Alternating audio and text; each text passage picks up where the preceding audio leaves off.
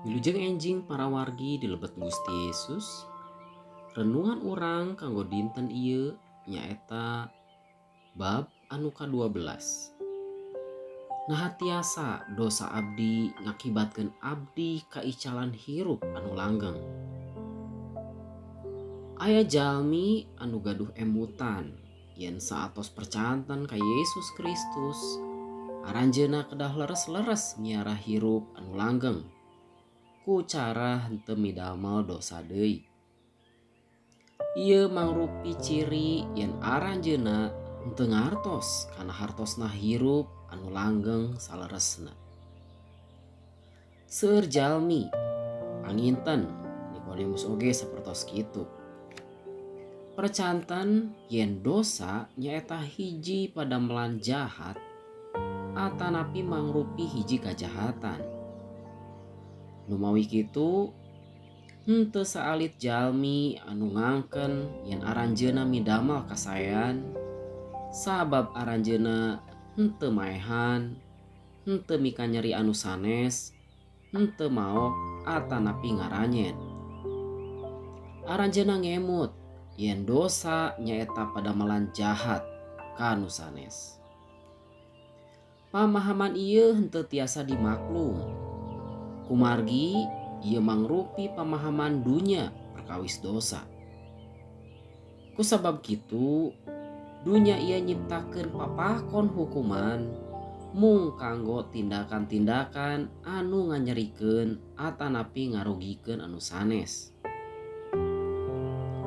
Numutkeun standar hukum dunya, seseueurna urang dinyatakeun henteu ngalakukeun kajahatan. Abdi yakin seueur di antawis urang anu henteu didakwa ku pengadilan salaku jalmi anu parantos ngalakukeun hiji kajahatan. Namung sanaos kitu urang ulah hilap yen Gusti Allah nyaeta Allah anu suci. Standar anjeunna langkung luhur tibatan standar manusa. Allah sanes mung bendu upami urang midamel kajahatan. Tapi Allah oge bendu sawaktos urang henteu ngadamel kasaean anu sakedahna dilakukeun ku urang.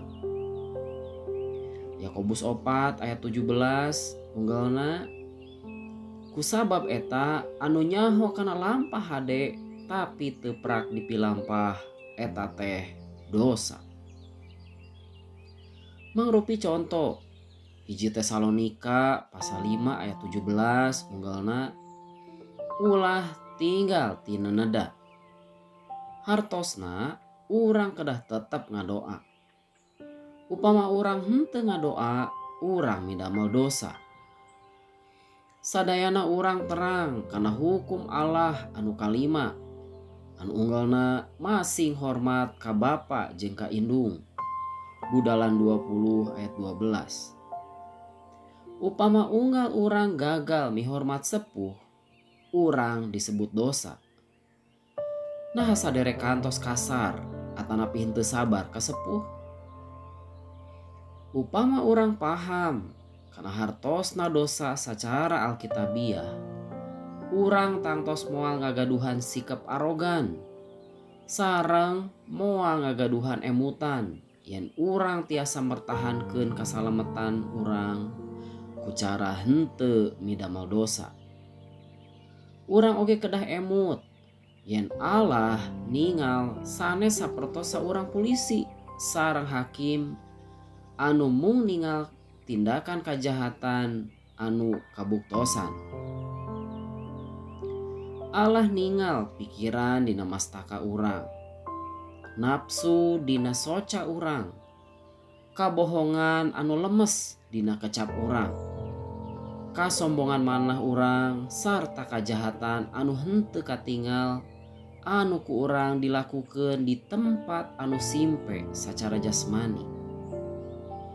Yesus dina Matius 5 ayat 28 ngalahir, sing saha anu nelek-nelek awewe bari sieun aya nafsu birahi geus kaasup jinah dina hatena. Upami Gusti nganggap sadayana eta mangrupi dosa, lajeng kumaha sikap urang tiasa mertahankeun hirup langgeng anu atos kapimilih ku cara henteu ngalakukeun dosa? Rasul Paulus nyalira jelas ngagambarkeun usahana ngalawan dosa. Dina Rum pasal 7 ayat 15 dugi ka 23. Unggalna, sim kuring nepi ka helok ku lampah diri sorangan. Dumeh anu dipilampah teh salawasna buat lain nu dipimaksad, tapi anu ku sorangan ge dipika ijit. Papadaning kitu unggal-unggal sim kuring teh ngalampahkeun anu dipika ijit teh, ari kitu mah sim kuring ngaku yen hukum Toret teh hade. Anak kitu mah atuh ngalampahkeun kagorengan teh lain sim kuring, tapi anu nyayang dina diri sim kuring nya dosa teh. Sim kuring rumasa pisan yen sakumaha ilaharna manusia, sim kuring teh sama sakali henteu kaancikan ku bebeneran. Aya oge karep anu hade tara sok nepi ka prakna. Da anu dipilampah teh lain anu hade, sakumaha anu dicita-cita anggur anu jahat jeung anu dipika ijit teh.